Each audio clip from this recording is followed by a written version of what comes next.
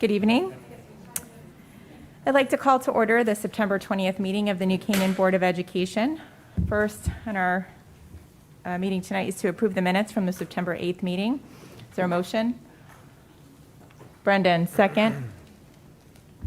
Pat, all in favor? Okay. Thank you. Next is to review and approve this evening's agenda. Is there a motion? Brendan, second. Bob, all in favor? Great, thank you. Comments from the public. Just a friendly reminder that the Board of Education expects mutual respect, civility, and orderly conduct among all individuals on school property, at school events, and in communications with district employees. The board encourages positive communication and discourages volatile, hostile, or aggressive actions. The board seeks public cooperation with this endeavor. To ensure the public's right to be heard, the board has set aside time during the meeting for public comments. 2 minutes will be allotted to each speaker and a maximum of 15 minutes to each subject.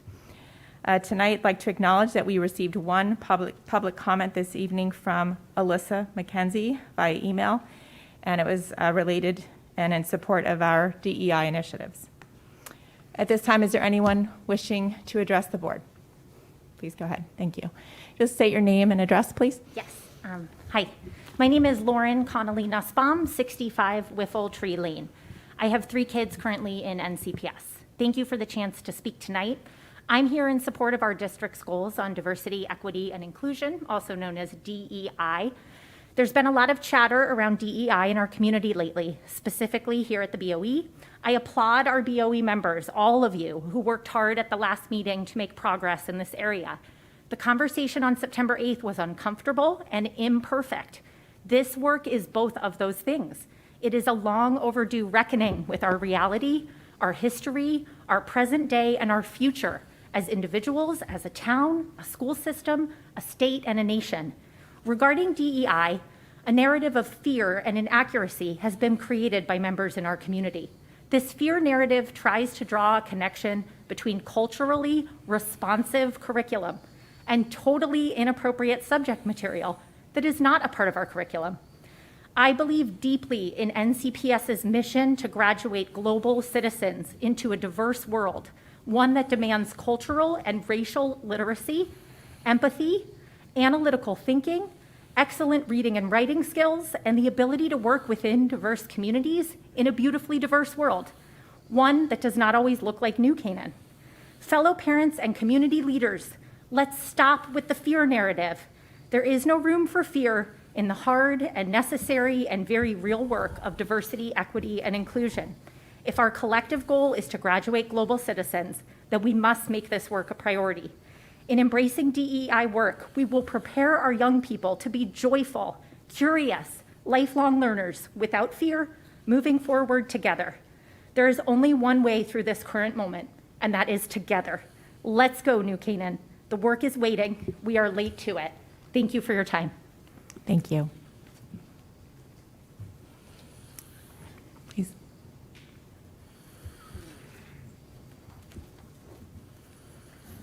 Sorry, I fog. I'm vaccinated. I can't see. Jennifer DeLippe, 70 White Oak Shade Lane, New Canaan. It was almost exactly 2 years ago to this date that I stood here before you and commented on how disgraceful it was as a town that we would not think of spending $1.2 million for our children to allow sleep that they need. Mike Dinan did a remarkable job of documenting every last word. I looked it up today. What I took away that night is that we spare no expense for our children's health and well-being, and yet it was a non-starter based on a cost rationale that night. We parents on that night and a community were united. We were a united front regarding adequate sleep for all children. Today, we're closing in on $1.2 million, and while an 8 a.m. start time was announced, it is on paper only. Pickup times changed only 4 minutes. I applaud Ms. Ration for asking the question that night, clarifying what an expectation would be. The times are not commensurate, so really, we still have a 7:45 a.m. plan. The ideal of 8:30 for high school is admirable, but is determined in a vacuum. Communities, families simply don't live in a closed set environment. An example is Scouts is at 7:30 to 8:30 at night, travel soccer for my 9-year-old in elementary is ending at 7:15, and countless others. I've spoken about science, community polls 2 years in a row, a complex yet revealing referendum. So now I turn to anecdotes because this is the real world we deal with. I was told I would understand when my children got older. I said that I did, and I do. We're here, and Jack is 12 years old, and he's in 7th grade and leaves our house at 6:50 in the morning on his bike. If he took the bus, it would be about 6:43 in the morning. Very soon, it'll be dark out. Now we are a divided community. We still don't have a great solution and about to go into a new budget process where we ask the town to continually back a plan that isn't widely supported. This will be a different board when it comes to the budget vote, but I hope you do the right thing and realize this is a huge part of your legacy. Don't leave it for others. Deliver the clear direction and plan to serve the overwhelming majority of students, as it isn't what you were voted here to do. Unless Your time is up. Thank you. Done. Unless you think Dr. Lutzy found a magic wand over the summer, but that isn't being fair to him either. Thank you. Thank you. Go ahead. Oh, okay. You're next.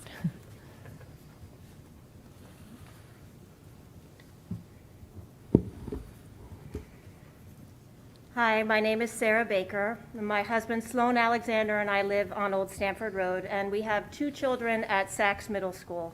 Thank you so much for the work that you do. Our family has lived in New Canaan for almost 12 years, and in that time we have been deeply committed to our children's schools, our church, and our town. We love our children. We love New Canaan. We love our schools, and we support your goal of furthering the work of diversity, equity, and inclusion. When we talk about promoting a more diverse, equitable, and inclusive school system, we don't want to divide our community or make anyone's children feel badly. The I in DEI stands for inclusion, which means the goal is to include more voices, not exclude any.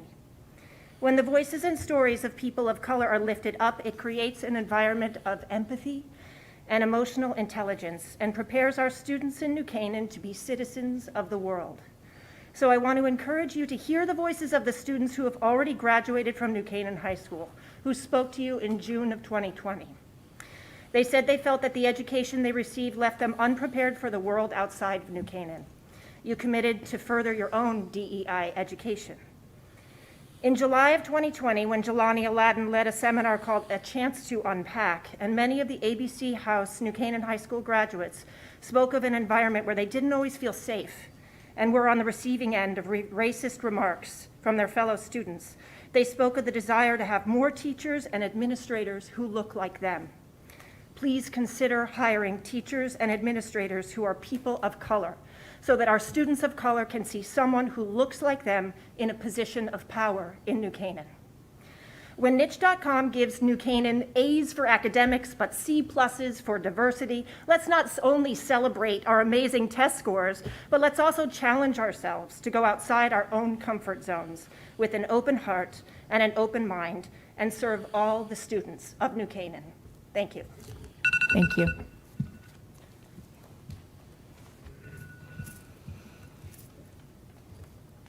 Hi, my name's Brian Suhu. I used to live at 70 Rural Drive. Now I live in Massachusetts. I have also become aware of some of the rhetoric that has come up over the past few months regarding DEI efforts in NCPS, and I, like many, including members of the board, have noticed that there has not been significant progress regarding the DEI goals that the board voted for last year. I wanted to express my disapproval of the inflammatory rhetoric within local media and email communications and the attitudes that they represent, and once again remind the board of the need to direct their efforts towards these goals. I can't thank NCPS enough for the support, both financial and academic, that set me up for success as I moved on to university and beyond. However, I must be frank and say that I have very few, if any, fond memories of the time I spent at NCPS. I remember feeling as though students had in their minds reduced my nationality and cultural identity to a mere caricature of what it really meant to me. This isolation I felt as a Chinese American student was unfortunately not limited to just me. Every other Asian Pacific Islander student that I was friends with has expressed similar sentiments to mine. Attending NCPS made it difficult for them to be proud of their heritage. Not only are the board's DEI goals important to follow through so as to improve the student experience, but companies throughout the world are and have been recognizing the importance of not only encouraging but celebrating the diversity of their workforce. As an engineer at Keurig Dr. Pepper, I interface with employees originating from or currently living in countries outside the U.S.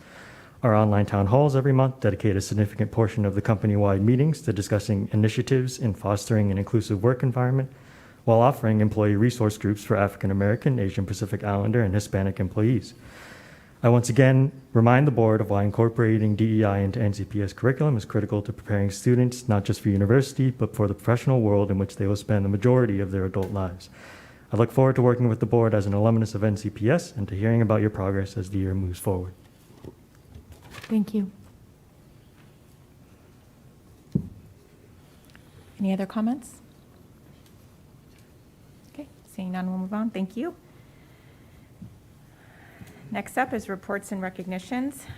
Tonight, we have here with us Dr. Charles Dumais from Cooperative Education Services, and he will be providing us with some information about the Open Choice Program. Dr. Lutzy, do you have anything else you'd like to add? Yeah, I would just like to take a brief moment to introduce my friend, and I rarely hear him called Charles.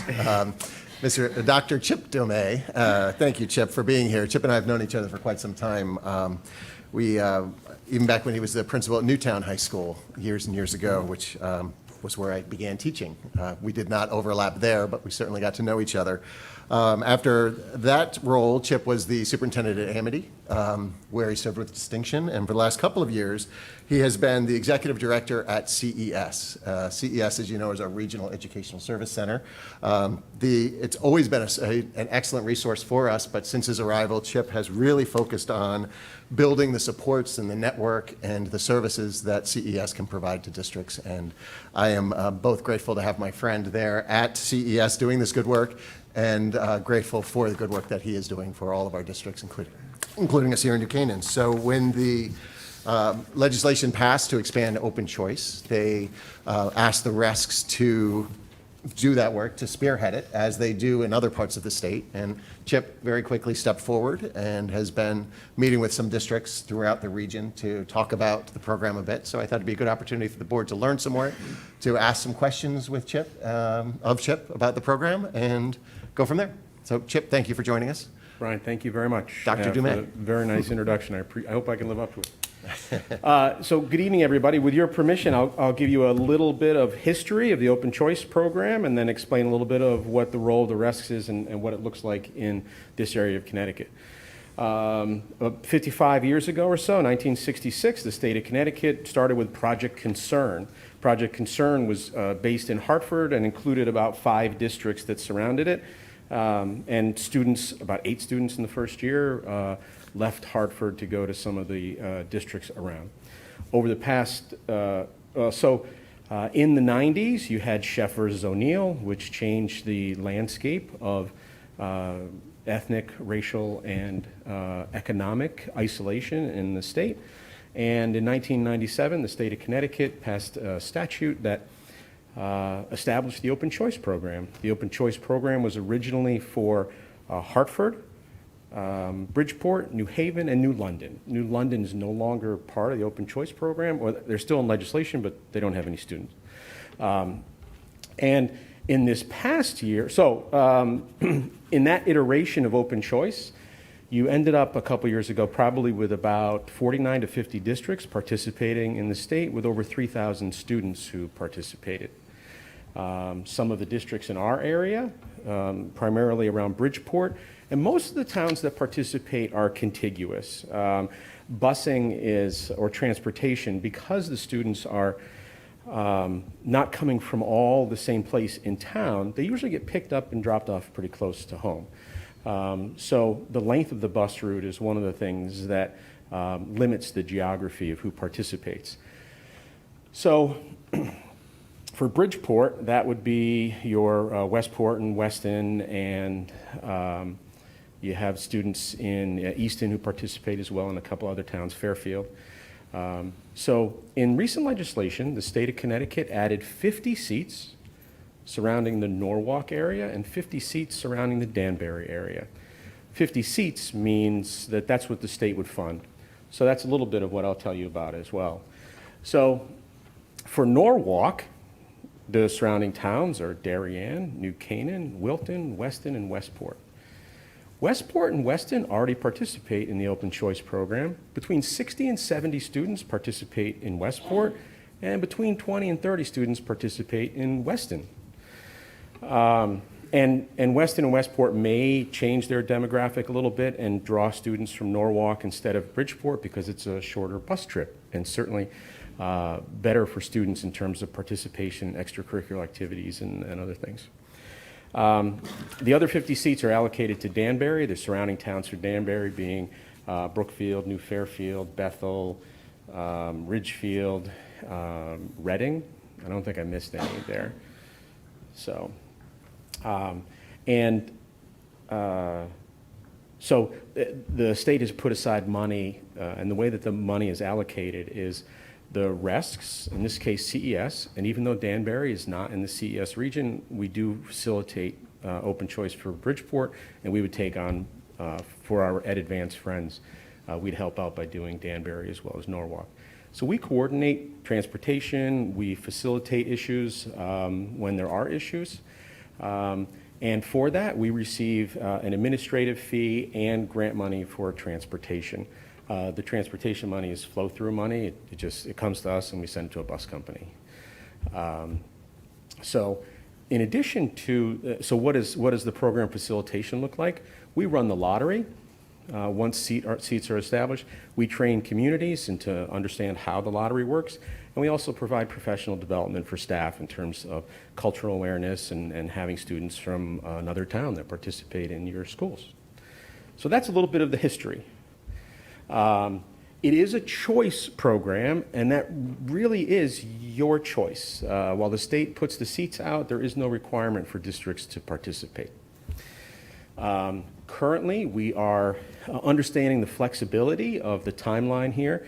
Boards around Norwalk would have to make a decision probably by January in order for us to communicate with families in Norwalk and create an opportunity to participate in a lottery so that everybody could plan, and we could also provide community support and professional development.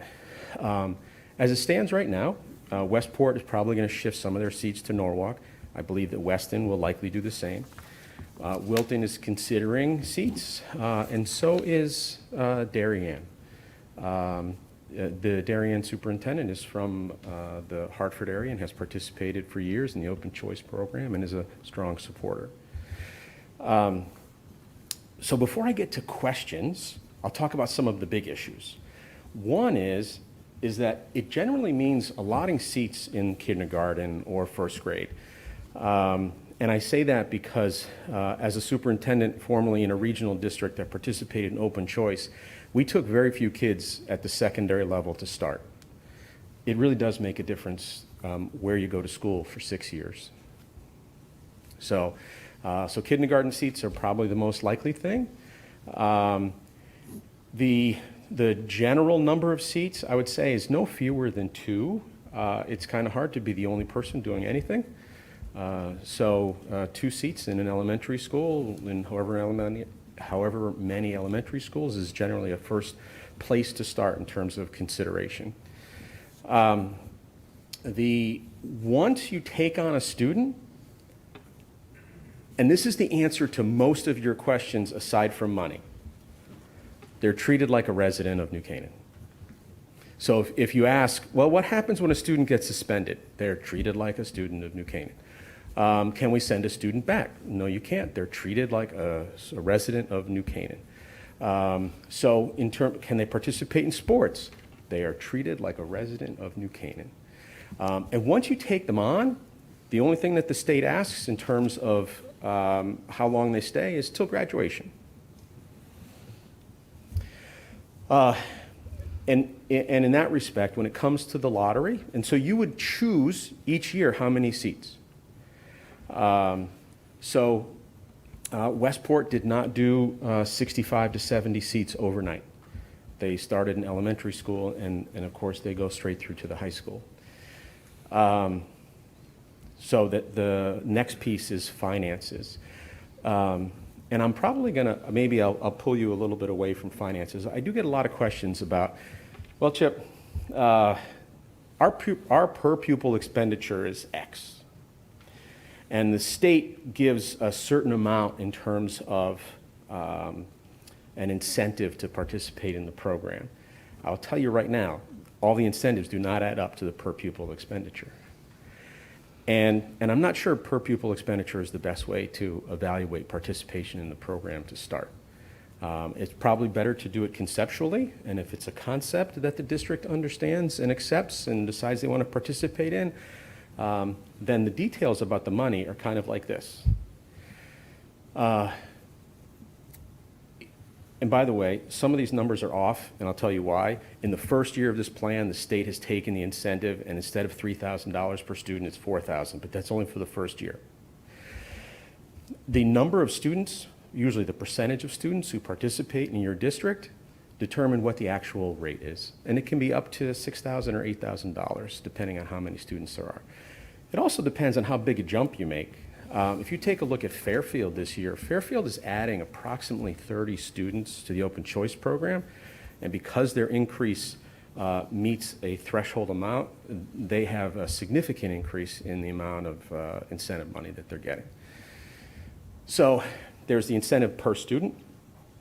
If you have a certain number of students in a particular school, and I think it's more than 10 in one school, there's also a supplemental amount that's determined each year by the state. It amounts to about $180 per student or something like that. And then there's special ed costs. The special ed costs are the responsibility of the sending district beyond your incentive.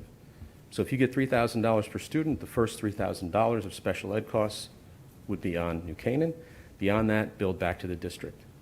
The other question I get is, well, what if I, and for the most part, it's either Bridgeport or Hartford or New Haven, in this case, maybe Norwalk. What happens if the district doesn't pay? So I work closely with the state, and anticipating that question, I asked, and they haven't had a situation that has not been resolved somewhere in the commissioner's office. There has been no open choice special ed funding issue that they're aware of has gone to litigation. So that's open choice in a nutshell, and I hope I've given you enough to prompt some questions. Can I help? Yeah, thank you for that update. I have just a general question. I know there are others, but I read in the materials, this is a pilot, considered a pilot, right? The addition of Danbury and Norwalk. So what does that mean exactly in terms of the go-forward plan beyond first year? Yeah, so I don't know if it would not be that the program would run out of funding. What they may choose to do is not add additional students if it became a serious financial situation later. But they understand the commitment to have students who participate through until graduation. Okay, so it would be a minimum of those 50 students. The way that I understand it, yes. Okay, great. So, Chip, if I can just follow up on that question, because that was something I was curious about learning more about. So it's 50 seats. Is that for the 22-23 school year? Or is the pilot for 50 seats aggregate over the course of the next couple of years? So is the expectation or the hope that the 50 seats would be used in year one, and then they'd have to revisit the legislation to add more? Or? So this is a good example of where some specificity in the law creates issues moving into the future. And the 50 seats, the way they're currently listed right now, are for the 22-23 school year. So if districts were to adopt all 50, and if you think about it, if we think about the 5 towns surrounding Norwalk and 10 each, if they were to do that, and 2 per elementary-ish school, that could be the 50. It'd be highly likely that they would advance additional seats in the next year. Okay. Yeah. Pat, you had your hand up. You have a question? Yeah, I was just saying, so the lottery is basically random at that point, so people apply to it, and then how does it get determined who actually gets the... We would educate the Norwalk community about the elements of the lottery. And the lottery is close to random. And I say that because the purpose of the program is to reduce racial, ethnic, and economic isolation. So there are weighted factors that make sure that that students who were to come here from Norwalk would actually be changing the racial, ethnic, and economic diversity. And there is also a preference for siblings. Brendan? Yeah, I'm just curious what the feedback has been over, many decades from other communities on the program. So it's interesting that you say that. There are, in general, we've done informal surveys in the Bridgeport area and found that feedback on behavior was generally positive. And there was actually, and Brian may or may not have shared it with you if you're into that kind of thing. There is a pre-test, post-test evaluation using matched multiple quasi-control comparison groups that was commissioned by the state of Connecticut. We're into that kind of thing. Yeah. So this was done in 2015, and again, there are some limitations. This was done after the fact, so it's hard to do any kind of causal relationship in terms of students, but students in choice programs generally perform better than their peers who are not participating in choice program. Did I hit your issues, sir? You did, yeah. Just Great. one follow-up. Have you gotten feedback from families in terms of how they've liked the program? Has it been difficult with travel? Those kinds of things. Families are very happy to participate in the program. The challenge becomes extracurricular activities, and while transportation is provided for school, it's not provided for activities in the afternoon or evening. That is definitely a challenge. Just as a data point for what it's worth, in looking through some of the research that you sent and information that you sent, Chip, there's the piece from the School Finance Project, Connecticut School Finance. And it just shows the total number of students. I know it goes back a couple of years, but again, it's slightly 2018. anecdotal. But Yeah. those districts that are around Hartford that have been participating the longest in the program have the greatest numbers of students in the program, by quite a few. So I think that may be just some positive data around, the demand and that, making it work. You look at West Hartford and Simsbury and Farmington and those right in the Hartford Valley there. That's actually a great point, Brian. I think that as you look at the districts who have a longer history in this, have certainly invested in having those students. And while I was talking about 60 to 70 students in Westport, that corresponds to about 1.1 or 1.2% of their total student population. Deanna?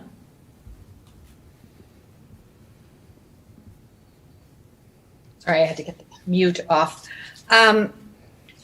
Since we're in that, in the data, I wanted to ask you if you could kind of touch on some of the charts on page 14 through, is it 17 or 18?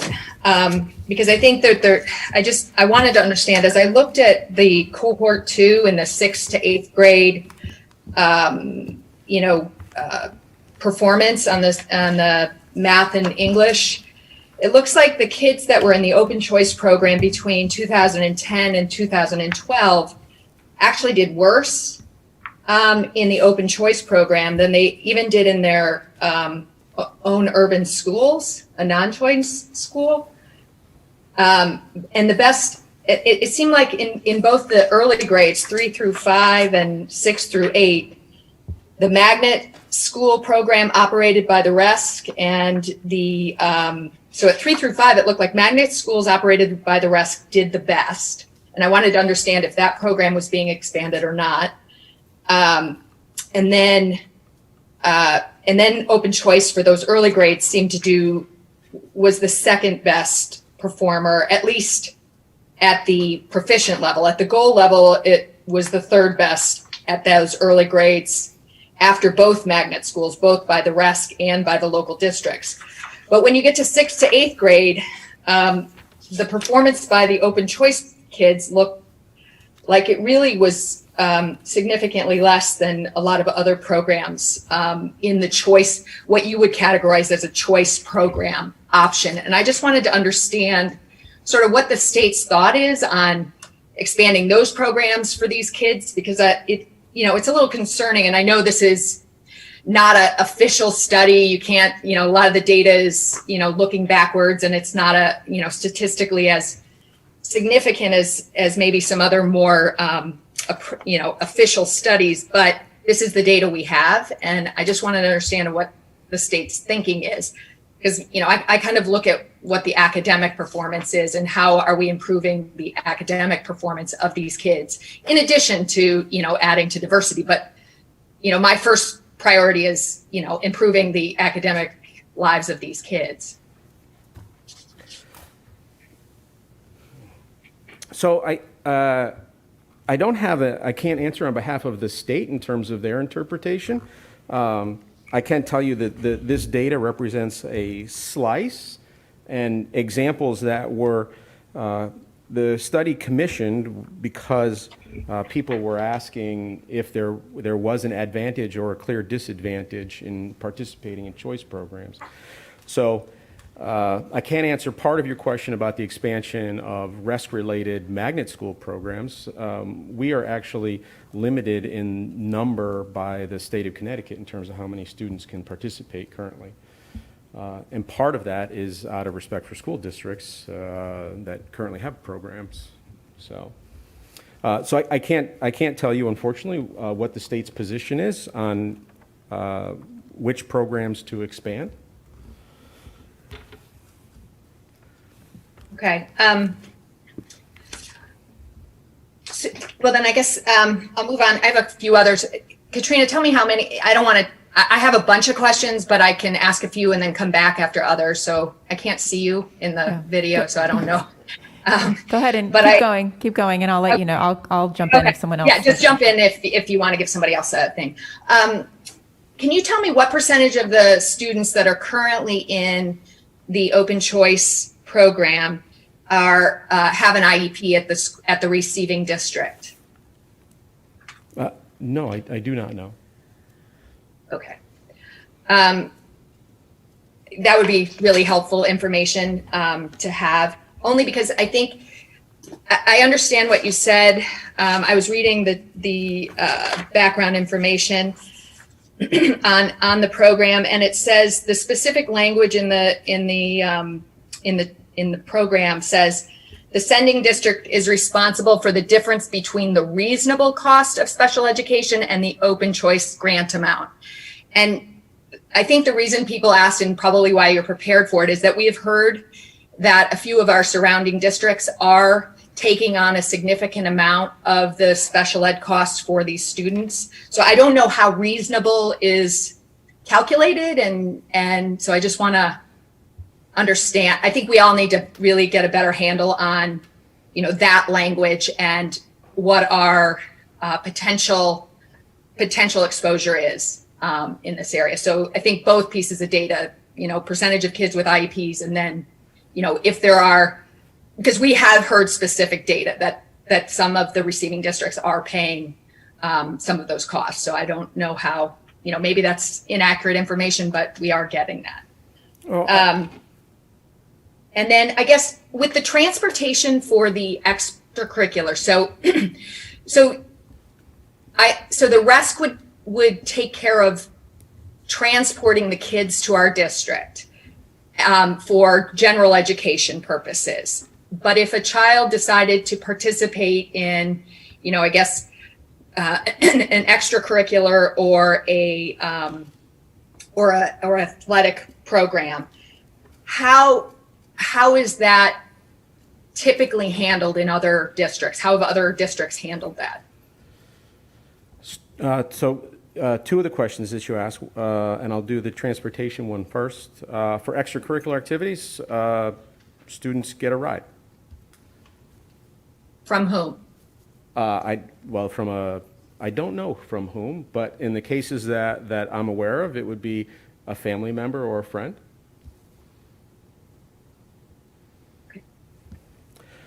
Okay. Special education funding, there are districts that choose to provide a higher level of special education services for students, and that's a choice of the district. One of the unfortunate pieces of legislation is words like reasonable.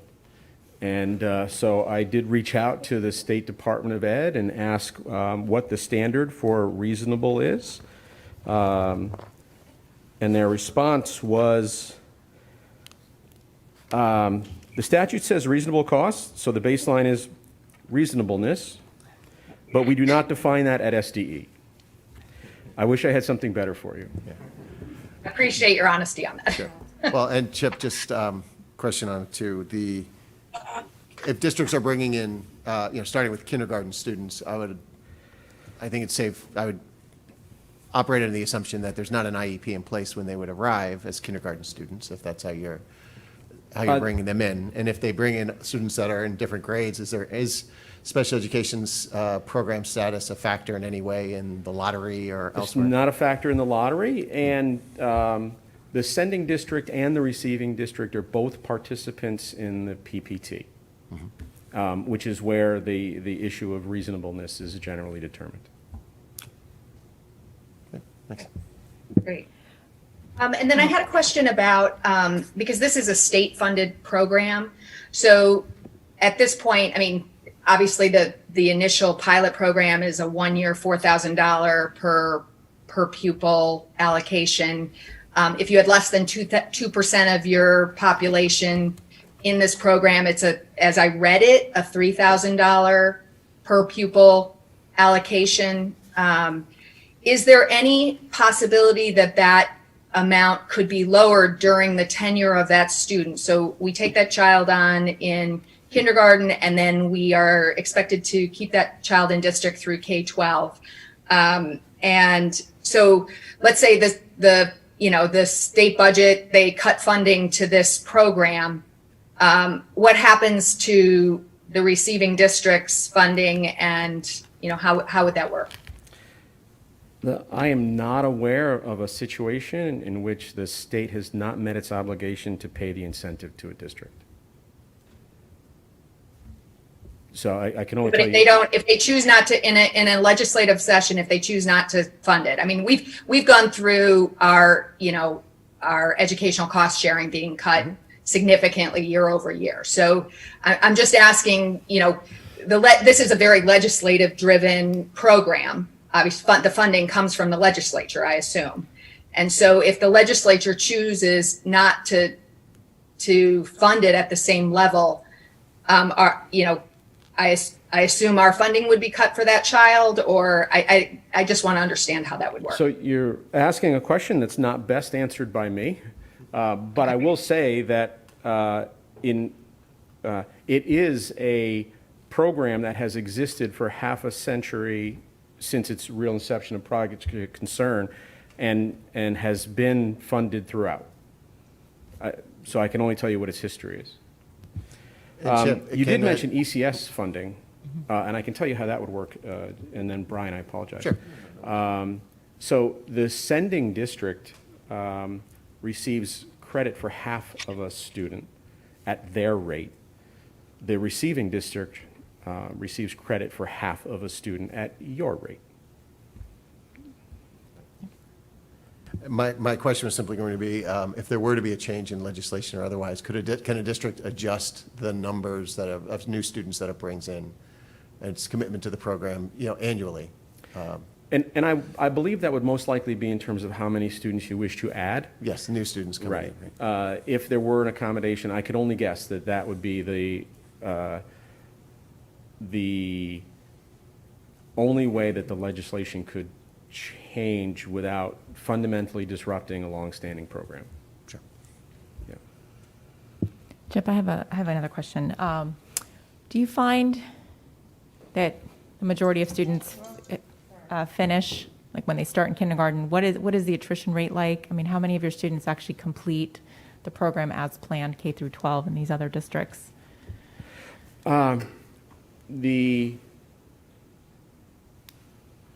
I don't have a specific number on the percentage of students that finish. I will say that our completion rate is high, and our numbers have been growing over the last 4 years in terms of participation. But I can find that for you. Okay, yeah, I'm just curious, generally speaking. And are there measures for success for those towns that maybe have a better, higher rate, if that exists? I'm not sure, maybe, if there's consistency across on that, but if there's inconsistencies, I would be interested in knowing why, if you have that. Yeah. And again, starting at the kindergarten level, there are lots of opportunities for a district to truly take ownership of these students, and that's why I think that that graduation rate is very high. Great. Bob, go ahead. Yeah, sorry, I have a couple of questions on the IEP. You said the sending school participates in the IEP. So does that mean, if we have the student from the beginning, what does participation mean with the sending school? Is that just really an approval on the costs because they're paying? Or how does that work typically? So while the student is treated as a resident of New Canaan, Right. That would be for just about everything except for their nexus or where they're from in terms of the burden for special education costs. Okay. So the sending district participates in the PPT, which is where the IEP is developed. Right. Yeah.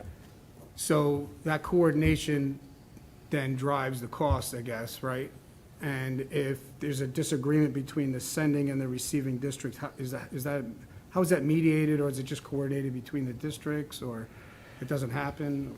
Or? It doesn't happen often, and in terms of open choice, it happens most frequently in the chef region.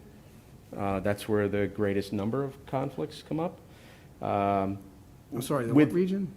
Sorry, chef. It was Chef versus O'Neill legislation that went into Okay. effect in 1997, and that really addresses a lot of the choice programs in the Hartford area. Okay. So what I can say is that we have not had a situation where CES has had to mediate special education costs with Bridgeport schools. Okay. Is that who would mediate it? You guys? We'd CES? start. Yeah, okay. We'd start. So- Thank you. And maybe mediate is a little strong of a word. We would help- Coordinate, yeah. We would help facilitate a solution. Yep. Yeah, yeah. Yeah. I saw you shiver a little bit over there, Bill. Yeah. Do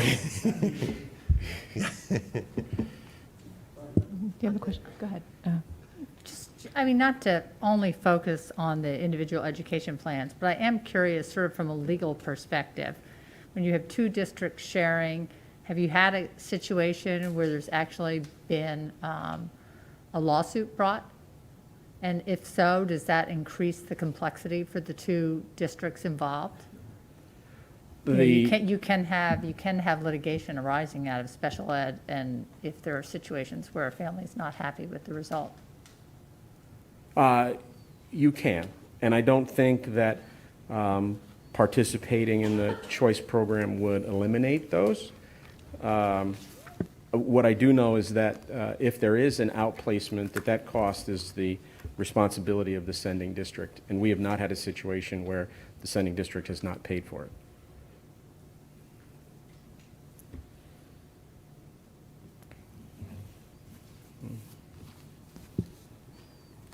Other questions?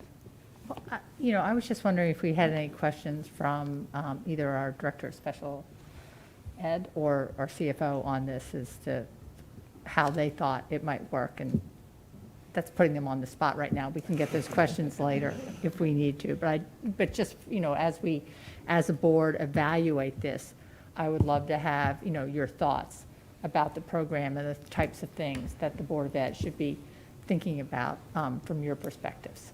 Yeah, and I think probably a good next step for us is for the cabinet to get together to brainstorm some questions and, reach out to Chip, who I speak with at least once a week, if not more often than that. So to sit down and then share that, the questions and answers with the board as well, whether at a workshop or at another board meeting, just as an update. And, after tonight, this is just to get the conversation started. So if other questions come to you, just, send them to Katrina and or me, and we will keep a running list going that we can work through. And, we can certainly also reach out to some folks who've been participating in the program for a long time. You see that South Windsor, for instance, where Kate is, they've got a significant number of students. In Simsbury, this is, Connecticut's a small state, and we're always happy to help each other. So glad to reach out to folks who have been in the program for a while and get some feedback from them about the experience. And to your point, Katrina, before, I think that we can learn a lot from districts that have been doing this for a while, and those with great outcomes probably have some commonalities. Sort of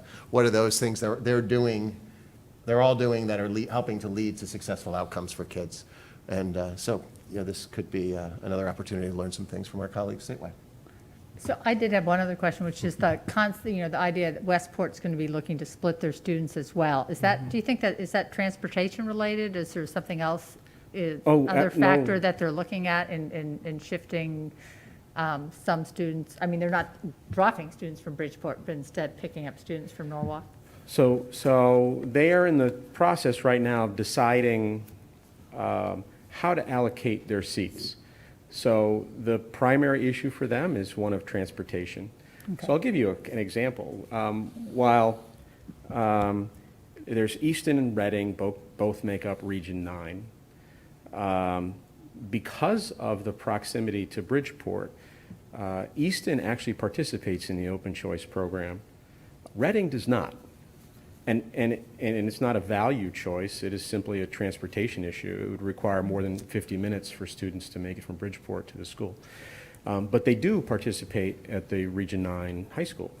So this would allow students from Reading to participate in the Danbury area. So and while Weston is not truly contiguous in terms of Norwalk, it's pretty close. Right. So it really is a transportation issue. Okay, great, thank you. You're welcome. And as Brian said, while I can't answer questions about future legislation, I can look at the history of what has been done with open choice, and there is clear support from the state of Connecticut, and not only in expanding it, but in supporting the existing program. So I think that you could safely anticipate that would continue. And if you have questions, Brian has my contact information. I'd be more than glad to speak with you or answer them or deliver them to Brian or return.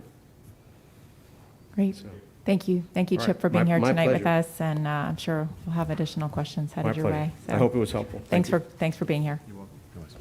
Thanks, Chip. All right. So next we have a update on COVID. Dr. Lutzy, what's new?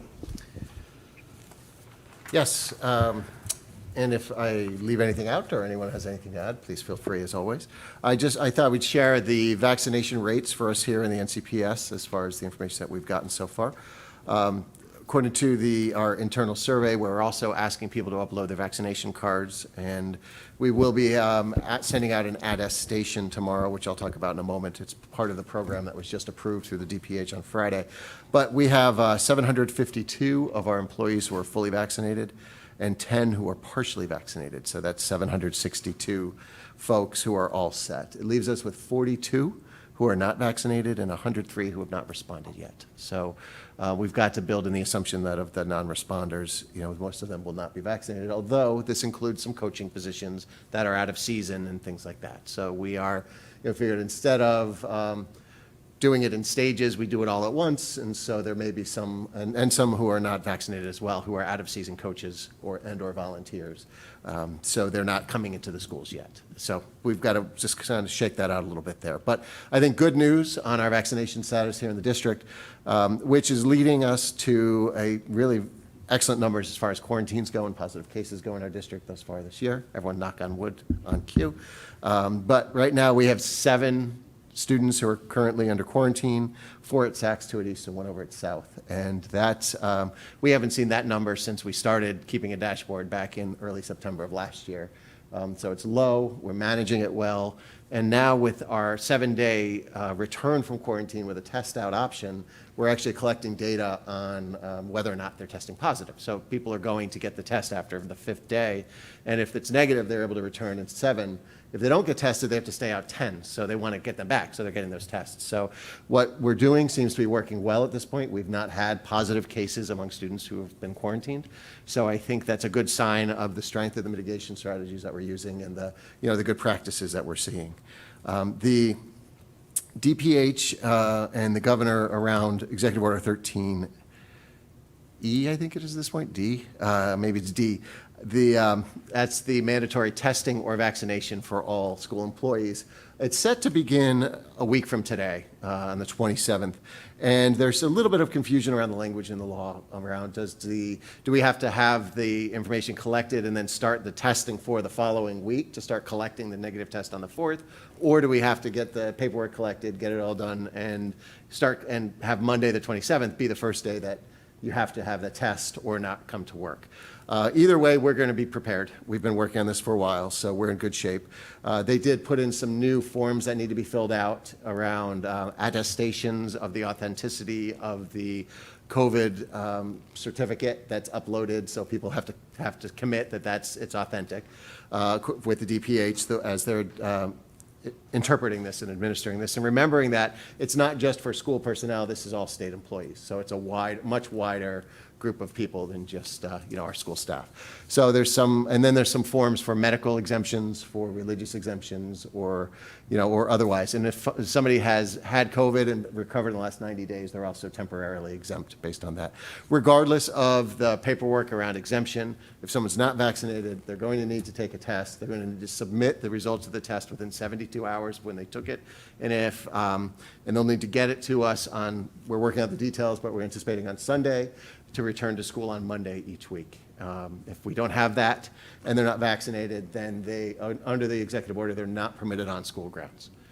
So they would be on administrative leave at that point. Our numbers, again, are pretty good. There's testing available in town. There's through the town's testing that I'm going to be letting people know about. There are other testing sites that DPH has set up over at Stanford and Norwalk and other places. And so people who are not vaccinated will have to figure out how to get that done and then get us the results. It is a PCR or a rapid test. Either is fine. So, but it's not a home test. So it's not a kit that they can buy and bring home and do on their own. It has to be certified by a lab, one way or the other. Okay? So you'll know the details as we kind of finalize this. I have another 8 o'clock call tomorrow morning with the DPH to go through some of these things. And this just changed literally Friday afternoon, and then on a call this afternoon with Shipman and Goodwin. So it's all sort of intensifying, but again, we started collecting this information mid-August, so we've got what we need, and so many of our staff were vaccinated through our clinics that really collecting the attestations and doing those things is really just sort of pro forma to check the box for the DPH, but we have the information. The vast majority of our folks came right through our clinic that we were able to offer with the health department here. So another couple of things very quickly. We mentioned, I think last week, we were talking a little bit about volunteerism. At some point we did, and trying to find some ways to begin to bring volunteers back into our school, but to do it safely. So we've identified the book fairs as an opportunity to do that at our elementary schools. We're running those book fairs as we do each year. We weren't able to do them last year. So what we're looking at, a couple of volunteers through the PTCs, they will be vaccinated, and then we're scheduling in a way that parents can go with their children through the fair. They're going to be outside. And following all the mitigation strategies that we have in place, but to give them an opportunity to shop a little bit with their kids around the book fairs as we typically have done. Much more controlled, again, outdoors, shorter period of time, scheduled through, but I think a nice opportunity to bring some parents back into the school a little bit and give an opportunity to be around with their kids. So working out the details on that, but our elementary principals and cabinet and everyone's been working together to do it, and it's been coming together very well. And the last thing you may have heard in the news recently around the crippling bus shortages that are hitting Connecticut, it's hitting Massachusetts, some other places. Even the Massachusetts governor has called up the National Guard to get them licensed and get them driving the buses. I wanted you to know that it is crippling across the state. We, fortunately, We're working with the state, with our company and others to help to brainstorm some solutions, but we have not been directly impacted. And a couple of reasons for that, I think, which I think primarily back in 2020, with the uncertainty when COVID hit and everything shut down, we made a commitment to our bus company that we would continue, we would honor our contract, and then if we needed the drivers to do anything for us, they would do that. And they helped out in a variety of different ways throughout the course of that time in 2020. And that sort of commitment and goodwill that we built with DATCO and our drivers has really helped our retention. So our drivers have been in the district for a long time. And so that driver shortage, you hear about it. I'm hearing stories from colleagues about buses actually driving 2 routes for one school. So they'll go out on a run, pick up 70 kids, bring them to the school an hour early, go back out, pick up another 70 and bring them to the same school to get things started. So instead of having, 3 tiers, they've got 6 for 3 schools, and they're doing that kind of double duty, among other things. And that's not hitting us at this point. If it does, I'll let you know. But we are in a good place around this because of I think the loyalty of the drivers, the relationship with DATCO, and the history that we've had has all helped us with that. That's my quick little update. Is there anything I missed or any follow-up? Yeah. So I just had a question. In terms of the medical and religious exemptions, those are medical and religious exemptions to getting vaccinated, or those are medical and religious exemptions to also getting tested weekly? Yep, only to vaccinations, not to testing. There is no Okay. exemption from testing. Okay. The expectation is anyone who's not vaccinated will be testing, and if they don't, they're not permitted on school grounds. Okay. Yep. Oh, go ahead, So Bob. right now, it sounds like there's about 145 potential, staff that you have to deal with. What percentage, and have you thought about like the sub-plan? Like what happens if you have come Monday, you have 10% out? What happens? Yeah, we're going through to make sure, but my understanding at this point is many of them are seasonal employees that are not in season right now. Okay. Right. So once we nail it down, exactly what the numbers look like, we'll find some in some different spots. So very few teachers. Our teachers are 98% or so. Okay, so it's not day-to-day? For the most part. 145 is not day-to-day. We may see a couple in the cafeterias, a couple here, a couple there that we'll have to fill in for and prep for. Okay. But I don't think it'll hit one area as like a wave at a time that would impact the operations too bad. Yeah. Okay. Yep. And I will say, with our partnership with the health department, if somebody says they took the test, they didn't get the results, they can show me that they took it. The rapid test can be made available to them too. So if it's in good faith that it's not here for some reason, we can partner, we can work that out with them. Carl, go ahead. Are there outreach efforts underway to reach the 42 no's and was there 103 no responses, just to let them know that, they're facing a deadline and they have to, act, or they are going to be put on leave? Yeah, significantly. You've all received multiple emails from Jacqueline around certain things, so she's very good at follow-up, and she's been doing the same around this with folks. The 42, again, we've nailed that down pretty well. We understand it. It's those, again, seasonal employees and substitutes. There's also the whole substitute roster that Darlene talks about from time to time. They'll also need to be vaccinated, and some of them haven't taken jobs in over a year, but they're on the list. And again, I think that's a part of the 102. We probably reach out at least every other day to try to get all of the responses that we can get. I think that when we essentially say, you do this or you're not walking through the doors of the building on Monday morning, we'll get a few more.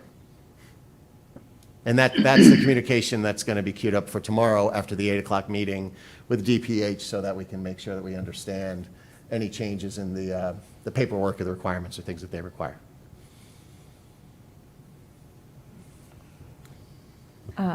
Just a comment. I think it's fabulous that the book fairs are going to include parents. I know that's a favorite event, so that's really good news, and it's a positive step forward.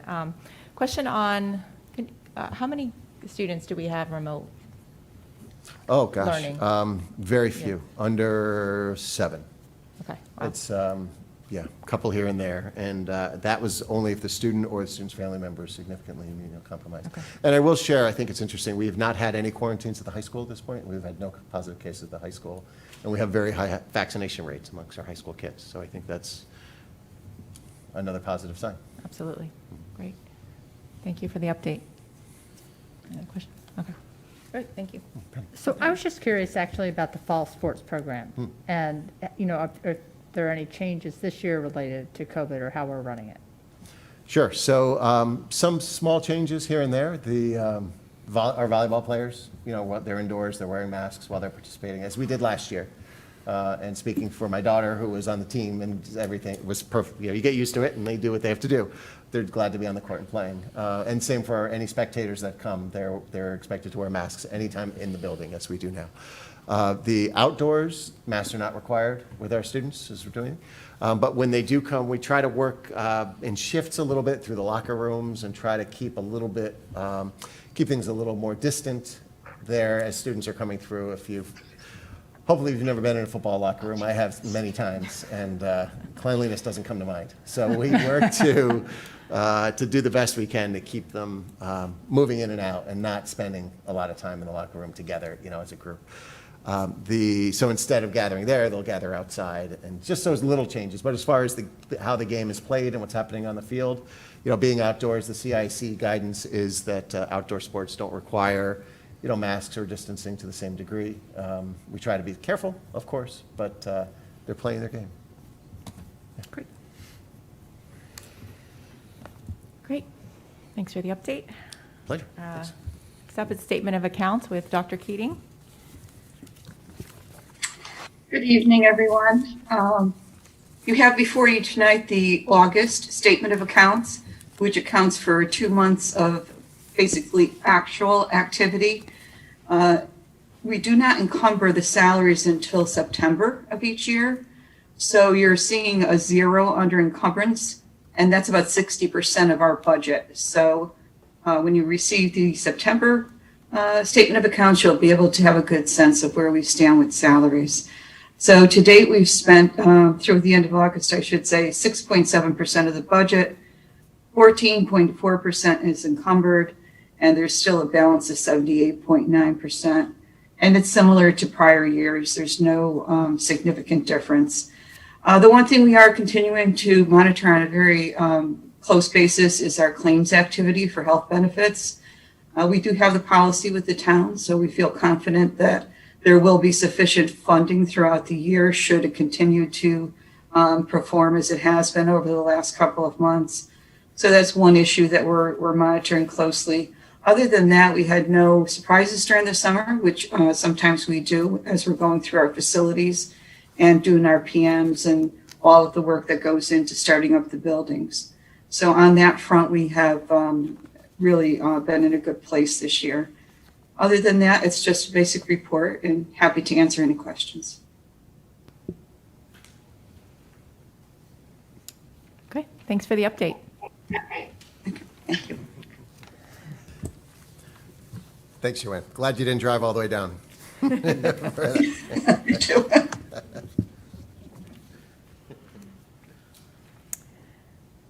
All right, moving on to action items.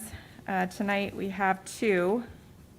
First is the 2022 Board of Education schedule of meetings.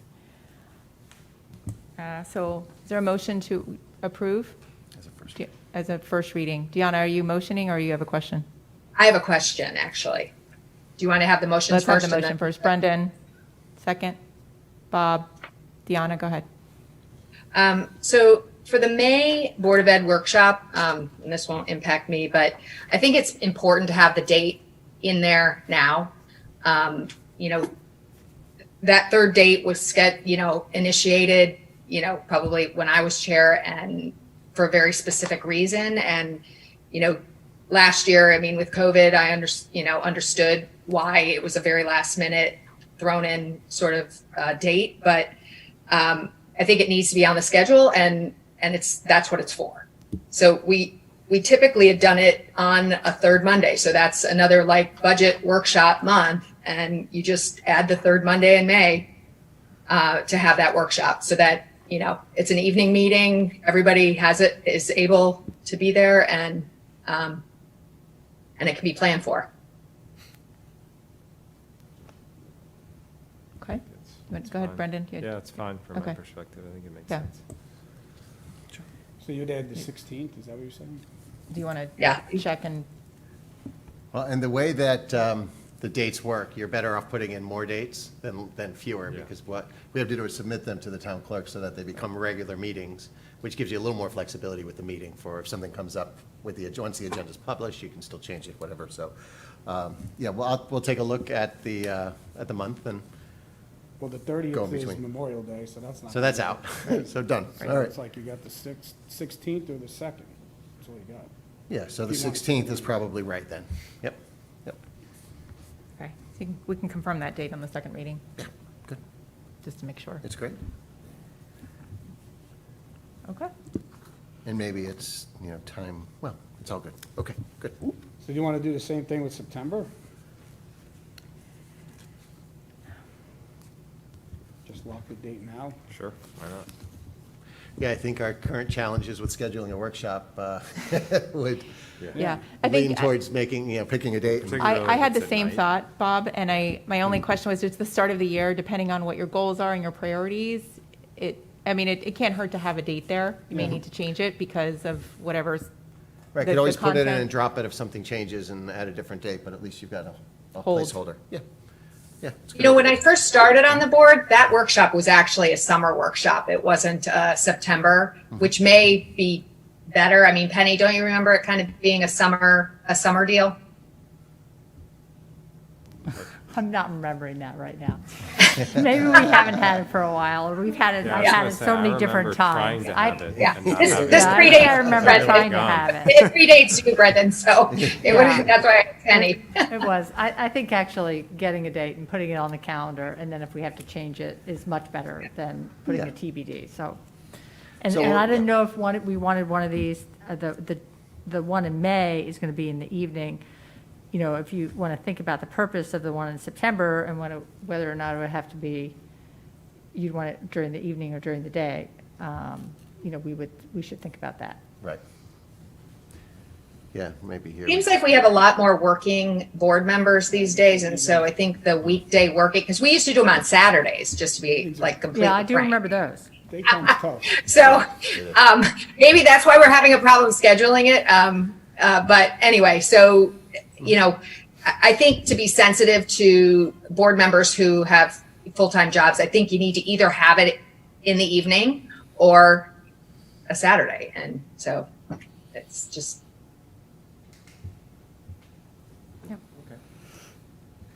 Okay, so you can suggest some dates for the next round. Okay. No, So just leave it as a first round, first read, and I will, did you get a first and second? Yes, we did. Yep, we're all set till next week, our next meeting. Good, okay. All right, our next action item is our annual contract signature authorization. Is there a motion for the Board of Education to authorize Brian Lutzy, Superintendent of Schools, and Joanne Keating, Director of Finance Operations, to sign contracts on behalf of the Board of Education effective July 1st, 2021 through June 30th, 2022? Penny, second.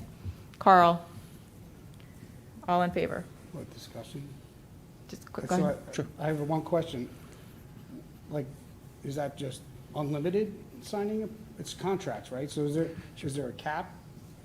Well, it's There should be guided. some kind of like. Yeah, it's guided by threshold. policies. It is, but it's things like if we have special education students who are outplaced, or contracts in like working with construction companies and things like that. Right, so, To execute the budget, basically, I right? You understand. gotta- Yeah, yeah. but, There are certain contracts that come before us for approval, but they're still signing on behalf. Right, so it wouldn't be like a teacher's contract, right? Those Well, that's what comes I'm to. wondering. Where's No, the that comes to threshold? the board for approval, so it's legislated in certain things, like a bus contract or the employment contracts come to the board through different legislation. This is operational, I get it. yeah. So how do we know which ones come here and which ones don't? And where's that laid out? Or it's not? I haven't. I don't done know this that in there's a 5 straight years, so I'm list. curious. I don't know that there's a straight list, but, Okay. I can take a look. I mean, there's certainly, like the Teacher Negotiations Act requires for teachers and administrators, the MURA would be our non-certified folks. There's some stuff around some different agreements that districts would go into, like I mentioned, the bus contract, things like that. Well, I know like that are we were perhaps talking are- about, the solar that we talked about and we voted on it. So Right. like, so I'm just curious, like, is there like a number, like 50,000, 100,000, anything above that comes here and things below that, or what you need to do the day-to-day work? Or, Well, let's see, Dr. Keating, do you have specifics around that? Sure. So my signature is on all of the purchase orders that go out from the district. So it's everything that we purchase in the district. My signature is on that. It ranges from services to supplies. The value, the dollar value varies based on what we have in the budget. So our purchase orders are compared to our budget, and we don't exceed that number unless there's transfers within to cover those amounts. So that's the biggest volume that I sign. Aside from that, it's data privacy agreements. We have many data privacy agreements with our contractors and with our SPED providers. So we sign all those agreements. Those contracts were crafted by Shipman and Goodwin.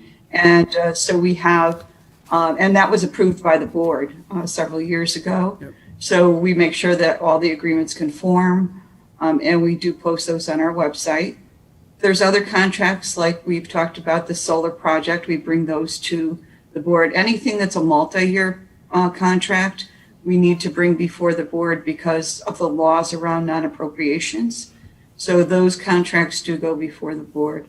But it's such a diverse variety of different contracts that we sign. And there's timeliness of a lot of them. Brian mentioned our special education agreements that we have, and those take place all during the summer, the late spring into the summer, and then occasionally during the year as settlements come up. So that's just a sample of what we do in the office. Yep. And without having authorization to do it, to sign off on those agreements, we really are not able to continue our business in a smooth and efficient way. Yeah, and I totally understand that. I mean, most of those agreements, or a lot of that, like the data privacy, those aren't financial. I guess I was thinking more on financial agreements. What is the trigger that brings it here? Because I know we haven't done this since I've been here, so that's why I'm curious. I don't think we signed, maybe I wasn't here that meeting, but I don't. Yeah, we've done it annually since my first year we started doing it. I don't know that we did it before that, but we. I don't remember the discussion, but. Yep. So, but I do know, like, we had solar projects and things come, which is fine. But then, is there like a dollar number, or is it, well, I guess multi-year is one of those things, right? It is, yeah. Yep, and, yeah. Okay. We also, I would just want to mention, is we have a procurement policy that we have to adhere to. We're audited based on our procurement policy. Okay. And so things are bid out publicly and awarded based on, the guidelines that we have in our procurement policy. So we're audited on all of those factors each year. And so I think it really is structured to provide the best benefit for the district. But there's things that come up that we do want to bring before the board, like a contract, like the bus contract, right. Which we are going to be talking about with Ed Resources in the near future. Those are the things that we discuss at Ed Resources and then bring to the board. Okay. Carl? You're on mute. Suggestion to address the point that Bob raised is, could we incorporate into the authorization what Joanne just said, that if big ticket item goes over what's been budgeted such that it requires a transfer, there's no signing until the transfer's been okayed by the board. If that's the practice, and we just incorporate it here into the authorization, then I think it would address Bob's concerns. So that is in our policy. It's written right into our policy. Okay. The only area or time when we can do that is if, let's say, a boiler goes down and we need to authorize a $10,000 expenditure for that. And the account for some reason is over. In that instance, we would do that. We would fix the boiler, but then we would come to the board and request the transfer. But other than that, we just don't do it. And we feel like our budgeting is appropriate and tight enough that only in the event of emergencies that we can't handle within the budget do we actually overspend. Yeah, a good example of that is a couple of years ago with the chiller here at the high school, where it was a significant cost to repair. We had to do it right away. We got things in motion, and then after met with the Ed Resources Committee, told them what was going on, got their blessing on that, and then brought the transfer here to the full board for approval. Right. And there's language in the bylaws that permits the flexibility to sort of solve the crisis, to keep the operations going and inform the board afterwards, and that's fair. the flexibility to do that too. Yeah, I think the flexibility is key, and then, I think just the fact that we approve the budget, the items that are outlined in the budget, and we almost always see all the large capital contracts for those projects. So. Okay. Okay, with that, we'll take a vote. All in favor? Okay. Bob? No vote. No vote? Okay.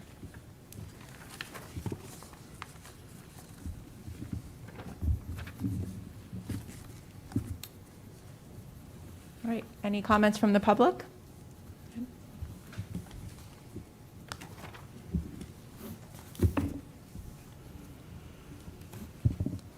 Hi, I'm Maria Weingarten from Lone Tree Farm Road. I heard their presentation on open choice, and I just wanted to kind of share a couple thoughts that have information that's come to me. I spoke with the RESC. I spoke up in Hartford with someone who works on this program. I also spoke with Board of Ed members in Westport as well.